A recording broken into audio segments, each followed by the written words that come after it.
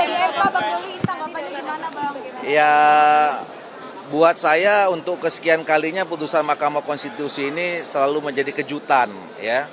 Ini kan kita sisa tinggal kurang lebih seminggu lagi nih mulai pendaftaran. Tiba-tiba ada kebijakan baru dan kita sama-sama tahu putusan Mahkamah Konstitusi itu final and binding.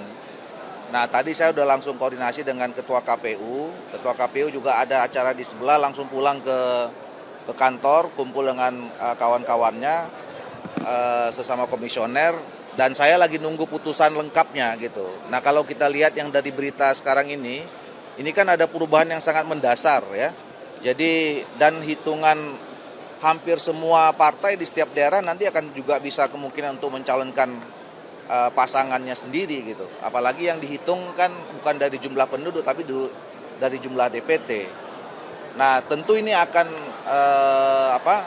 akan merubah dari perspektif politik, pasti akan merubah konstelasi politik gitu. Tapi persoalannya apakah dalam 7 hari yang sisa ini akan baik atau tidak gitu ya. Makanya nanti akan kita pelajari. Dan memang kami sudah jadwalkan hari Senin tanggal 26 besok itu akan ada RDP yang memang akan membahas soal 3 rancangan PKPU dan 2 rancangan Perbawaslu.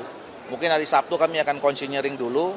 Nah, bahan ini nanti akan kami bahas di konsinyering di hari Sabtu.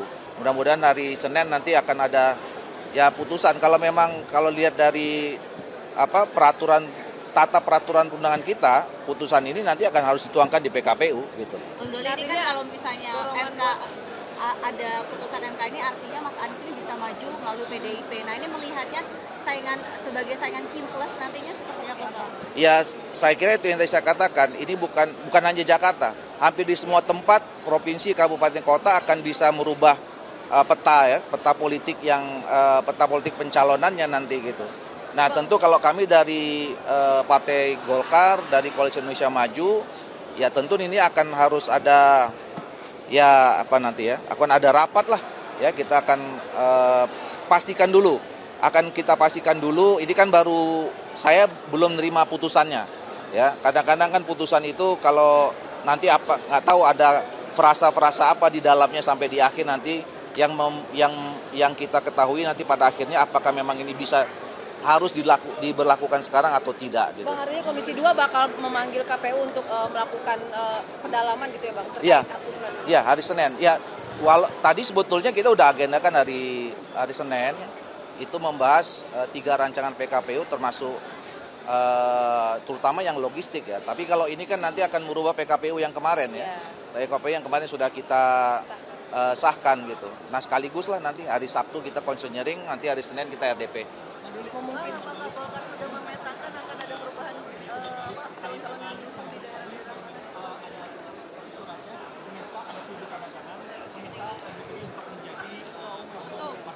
Ini apa nih? Ini yang mana dulu nih? Ini soal PKPU atau apa? Yang soal pilkada, apakah Golkar sudah memetakan di daerah-daerah mana yang akan dievaluasi koalisinya? Belum lah, ini kan baru nih. Baru berapa 1 jam yang lalu ya saya dapat ya. Makanya saya kira nanti Golkar bersama dengan Koalisi Indonesia Maju mungkin harus duduk bersama lagi ya, memetakan ulang kira-kira nanti pasca dari putusan MK ini seperti apa. Sekali lagi kita tunggu putusan MK ini nanti putusnya salinan lengkapnya seperti apa. Nanti teman-teman KPU mungkin malam juga mereka sudah punya pandangan ya. Saya juga sudah tadi suruh minta teman-teman staf TA di Komisi 2 untuk mengkajinya. Nah, malam nanti bisa akan kita ketahui. Ada kemungkinan perubahan berarti ya, Bang, nama-nama cakada-cakada itu ya, Bang? Ya, kalau secara politik, secara strategi, begitu peraturan berubah, terus kemudian peta kekuatan berubah, ya tentu kita harus menyesuaikan diri gitu. Tapi yakin Kim Plus akan solid, Bang, melihat pemetaan yang akan berubah? Ya, insya Allah selama ini kan kita udah teruji ya. Kita sudah punya success story kemarin di Pilpres. Sejauh ini dalam pemetaan atau pencalonan pasangan-pasangan calon di sekian daerah yang kayak kami misalnya kan kami sudah ada sekitar 27 provinsi, ada sekitar 400 kabupaten kota, semuanya itu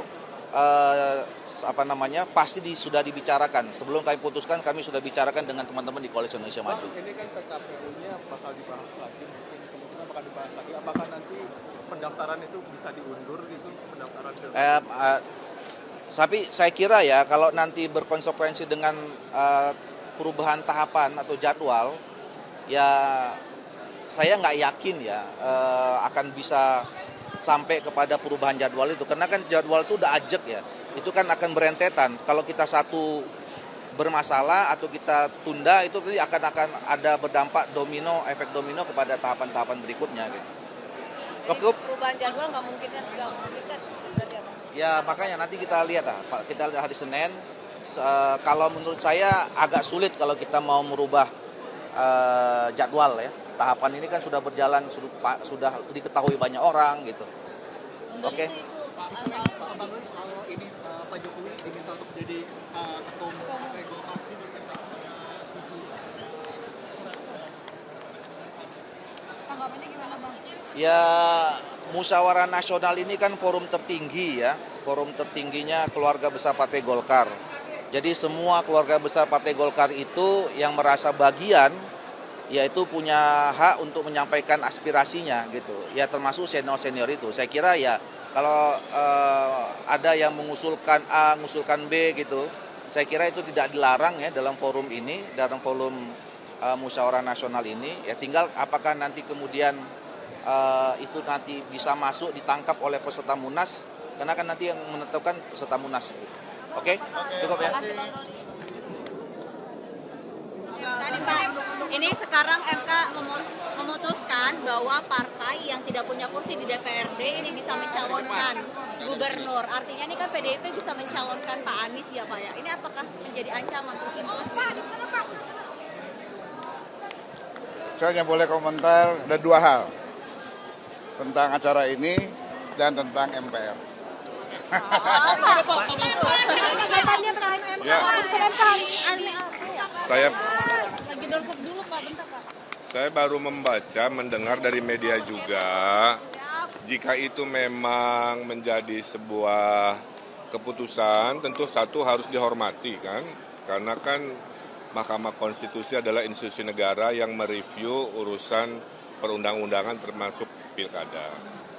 Kalau itu bisa membuat lebih banyak lagi calon-calon pilkada di seluruh Indonesia, termasuk di Jakarta, yang diuntungkan adalah warga. Ya. Karena kan warga akan disuguhi oleh adu gagasan. Makin banyak gagasan yang solutif untuk permasalahan wilayahnya kan makin bagus.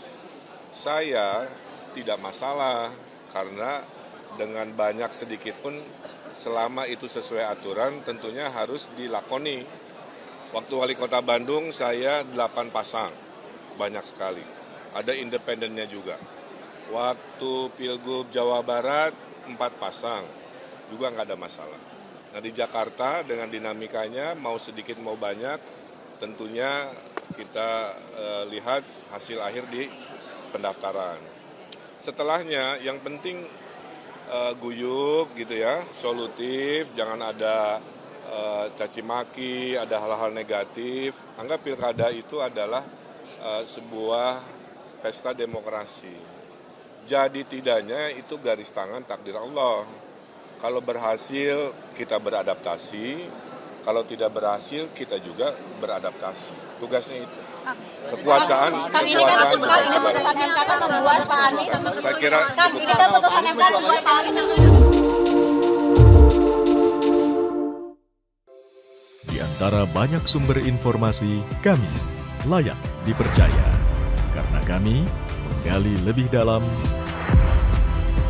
berpihak pada kebenaran, berpegang pada data dan fakta, agar layak Anda jadikan referensi. Kompas TV, independen, terpercaya.